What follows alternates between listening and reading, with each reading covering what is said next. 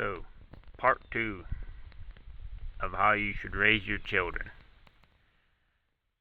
How to teach them good work ethic, um, and the value of their hard work. So, it's not good enough just to teach your children how to work hard.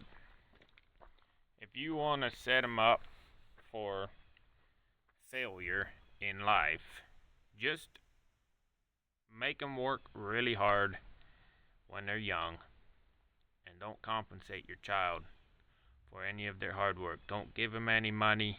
Don't buy them new shoes. Um, don't buy them new backpack. Like, oh, it still works. You work your child, if you want to set your child up for hopelessness and despair, just make them work their ass off for the family. Take all their money, spend it on frivolous things, and then when your child asks for new pants or new shoes that have holes in them, you refuse and say, that stuff's so expensive. That will set your child up for yeah, you learn how to work hard, but you'll get to a point where everything feels hopeless. Because since you were out of school, I'm talking 8th grade, since you were a young man, you have worked your ass off and just worked and worked and worked and watched. You never even got to see the money that you produced, and you watched the money go into other people's hands, get spent on unnecessary things. Completely unnecessary things. Not all of it, but all the extra money that gets spent on unnecessary things while you're walking around with gray taped shoes and pants that look like a patch, look like 100 patches, and that's what you're working in and operating on and stuff, and you're working like a grown man, and actually by the time you're out working most grown men, but you never get to see anything for it. You don't get anything new. You work for everything. If you want something new, you got to go make it with your own hands. That's how it was for me growing up. I know a lot of Amish parents. They did take all the kids' money, but they often gave it back in gifts. Give kids spending money for the weekends. They gave their kids an allowance every week. They bought them a new buggy. And then when they got married, they would get a huge wedding gift from their parents. So it was given back. And in that way, I guess that was a different way of doing it. But what I experienced was just working my ass off and never getting anything. So, I shouldn't say never getting anything. I did get gifts at Christmas, and I got this and I got that, and I got new pants once every single pants I had was so worn out that the cloth wouldn't even hold a needle anymore. And if we were really that poor, it wouldn't bother me. But we weren't. We had enough income coming in to live far better than we did. It was just wasted. So that set up a hopelessness in me at a very, very young age, feeling like it doesn't matter how hard you work. It's not going to matter.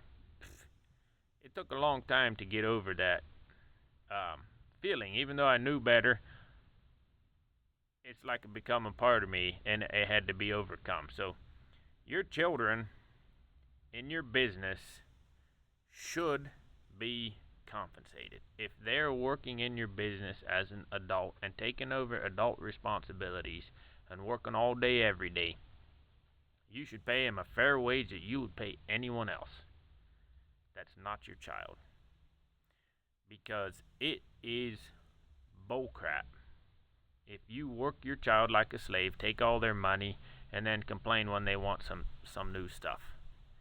That is a horrible thing to do to your child. It doesn't teach them anything. It just teaches them hopelessness and bitterness. So your kids need to learn to work, but they need to be fairly compensated for their work. Now, if you are buying your kids clothes and their food and their place to stay, then and you can sit down and explain to your child what all that costs and how much of your paycheck that they're going to have to pay you, how much of their paycheck they're going to have to pay you to live at home and keep receiving these benefits. Now that you're working and you have money, that would be fair. And then what you have left over, he is the child's, and the child's alone. It's not yours. Just because you're the parent doesn't mean you have the right to every last thing that your child has. By law, yes, it says that, but that's not a great. Just because the law says you can do it doesn't mean you should, because of what it sets up in your child. So if you want them to grow and be successful, you have to teach them that hard work should be compensated, and teach them the value of hard work. I've heard people say this, but they don't know what it means. They say, I taught my kids the value of hard work. No, you didn't. You taught them to go out there and work their ass off for nothing. That's not teaching them the value of their work. Teaching them the value of their work is making them go out and work hard and rewarding them for it. Because then they learn the value of hard work. They don't just learn how to work hard for nothing. That's a big difference. Most of these people who are saying, I taught my kids the value of hard work, should just be saying, I taught my kids to work their ass off for nothing. They're some good little slaves.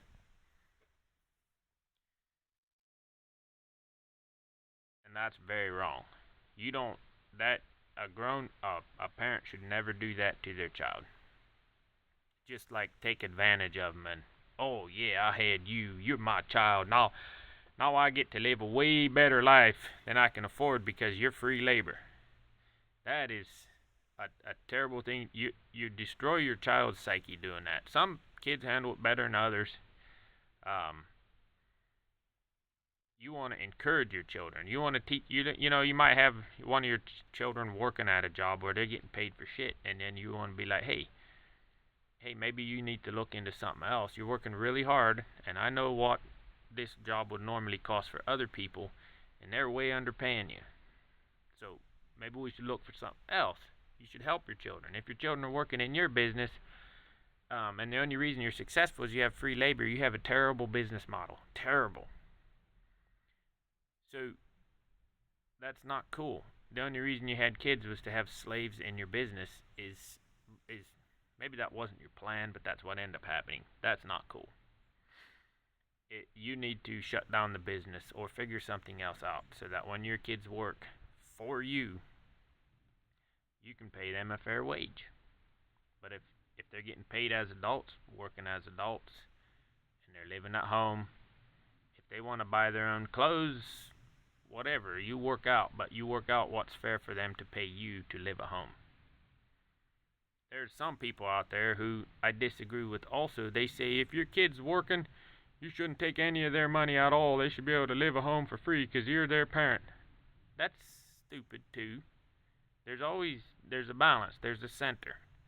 We should always be balanced and centered, not way off in one direction. Like my parents took all my money, so then I could way overcompensate and say, well, when my kids work, they're going to keep all their money and I'm going to buy them everything. I'm not going to do that. I couldn't afford to do that. As soon as my kids start earning money, they're going to learn the value of their hard work, and then they're going to learn how to manage their money.